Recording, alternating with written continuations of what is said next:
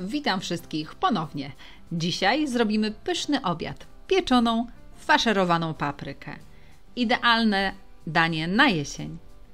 Z pomidorowym sosem i pysznym gołąbkowym farszem. Posmakuje każdemu. Zapraszam na przepis. Składniki wypisałam również pod filmem. Zaczynam od ugotowania ryżu. Mam tutaj szklankę ryżu, jest to 250 gramów. Dodaję 1,5 szklanki zimnej wody.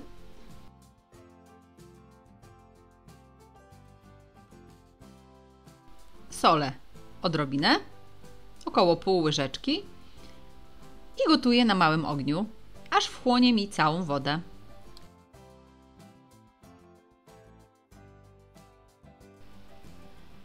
Ryż mi się gotuje, a ja przygotuję sobie papryki. Muszę je wydrążyć. Mam różne kolory, mam ich około 9 sztuk, bo tyle zmieści mi się właśnie na moim naczyniu żaroodpornym. Odcinam wierzch i wycinam ze środka nasiona.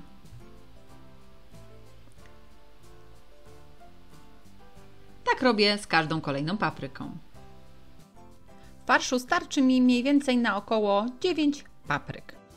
8-9, zależy jakie duże macie.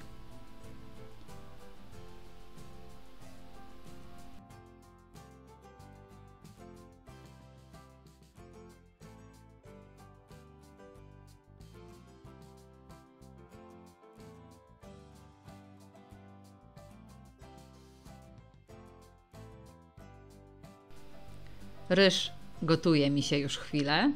Coraz mniej ma wody. Jak będzie o taki jak na filmie, to wyłączam.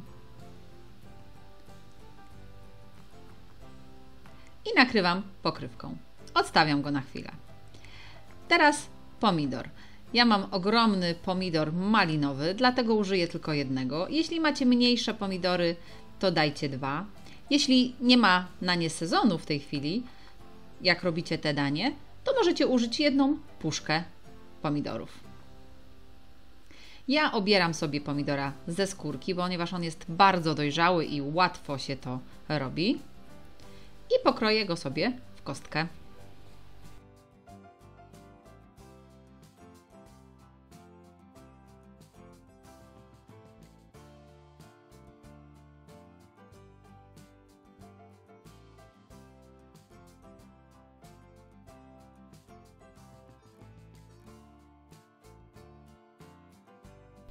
Pokrojonego pomidora przekładam sobie na razie do miseczki. Teraz pokroję sobie jeszcze jedną cebulę, taką całkiem sporą, w kostkę.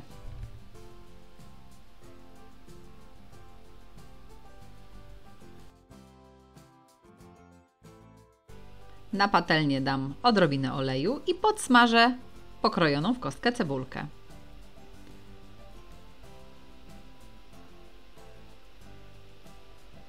Odrobinę solę i posypuję pieprzem.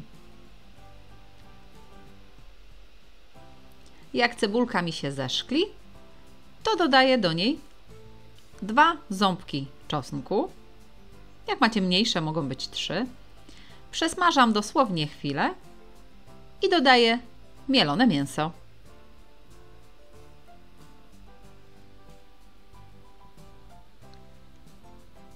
Podsmażam wszystko razem.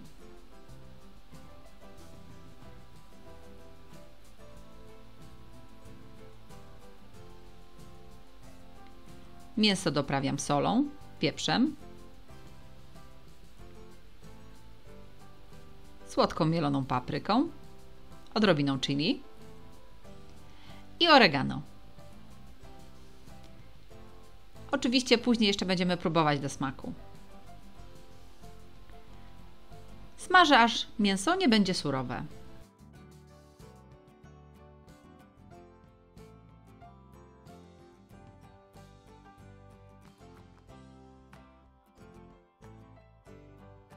Jak mięso jest już prawie gotowe, dodaję pokrojone pomidory. i przesmażam jeszcze około 3-4 minuty. Pomidory dodadzą soczystości naszemu farszowi. Próbuję jeszcze do smaku, czy nie trzeba czymś doprawić. Ryż ugotowany przełożyłam sobie już do miski, dodaję mięsny farsz i mieszam wszystko dokładnie. Odstawiam na chwilę, żeby mi odrobinę przestygł. Odsączyłam sobie 2 opakowania mini mozzarellek i przekroję je na połówki. Dodam sobie do środka do mojego farszu. Możecie oczywiście zastąpić ją żółtym serem, który pokroicie w drobną kostkę lub zetrzecie na tarce o grubych oczkach. Dlatego chcę, żeby farsz przestygł mi odrobinę, żeby mozzarella roztopiła się dopiero w piekarniku, a nie od razu w farszu.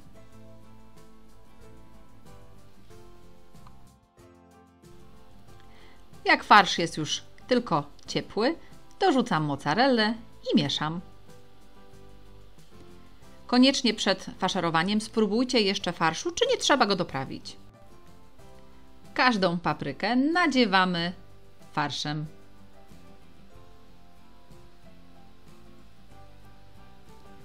Układamy w naczyniu żaroodpornym i nakładamy wierzch papryki. Układamy jedną obok drugiej.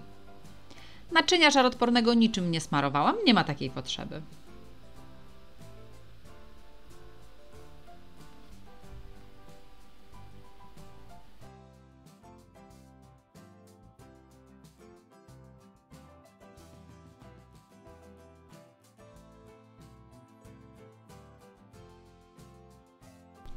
Tak przygotowaną paprykę wstawiam do piekarnika rozgrzanego do 180 stopni z termoobiegiem i będę piekła około 40-45 minut. W międzyczasie przygotuję sobie pomidorowy sos. Do garnka wleję 1 litr przecieru pomidorowego lub pasaty pomidorowej. Ja mam swój domowy z moich malinowych pomidorów.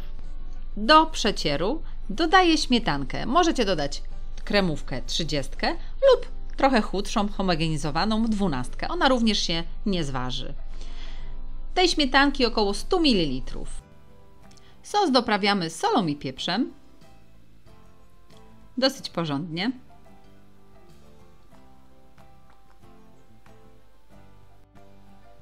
Dodajemy również odrobinę cukru. 1 łyżeczkę. I ząbek czosnku.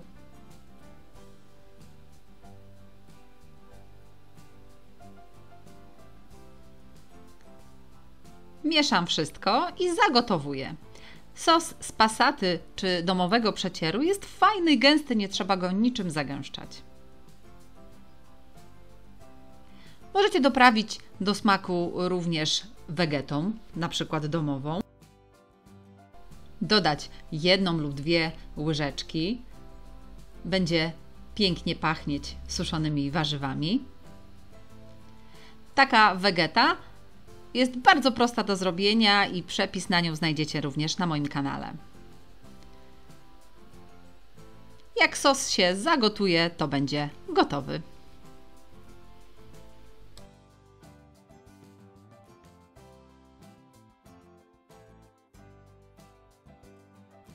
I gotowe. Pięknie się przyrumieniła. Możemy nakładać. W środku jest bardzo soczysta.